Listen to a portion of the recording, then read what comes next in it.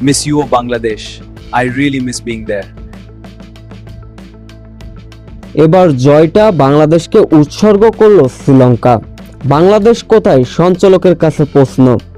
আয়ারল্যান্ডকে রীতিমতো ধসিয়ে দিয়ে হারালো এই কেমন করে লঙ্কানরা।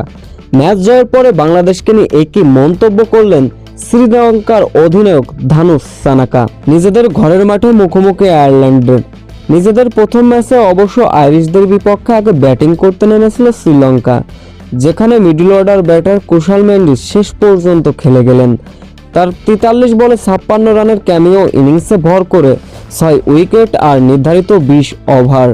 আয়ারল্যান্ডকে 164 রানের লক্ষ্যমাত্রা ছুঁয়ে দিয়েছিল শ্রীলঙ্কা। এই লক্ষ্য তাড়া করতে নেমে অবশ্যই স্টার্লিং দ্রুত সাজঘরে ফিরলেন। এরপরে রোস আবরার রীতিমতো ব্যাট হাতে তাণ্ডব চালিয়েছিলেন। তিনি অবশ্য 34 রানের ইনিংস খেলে গেলেন। এরপর দুই ভাই হ্যারি টক্টর ও লোকান ট্যাক্টর রীতিমতো জুটি বাঁধলেন, যার ফলে মাত্র 14 ওভারেই আয়ারল্যান্ডের দলীয় রান পার হয়ে গেছিল 100, যার ফলে ম্যাচটি চলে যায় শেষ মুহূর্তের নাটকীয়তায়। এরপর মহেশ তাকসেনার বলে দুই ভাইয়ের বিদায়। হ্যারি টক্টর 40 রান এবং লোকান ট্যাক্টর ফিরলেন 21 রানে।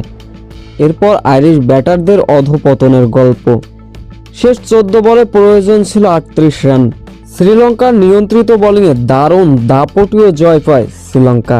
আইরিশদের হারের পরে বাংলাদেশকে জয়টা উৎসর্গ করলেন লঙ্কান অধিনায়ক। তিনি সঞ্চালককে বলেন, আমরা অবশ্যই বাংলাদেশ ক্রিকেট দলটাকে মিস করছি। তারা যদি এবার বিশ্বকাপে থাকতো তাহলে খেলাটা আরও জমতো। তাই আমাদের জয়টা বাংলাদেশকে উৎসর্গ করলাম।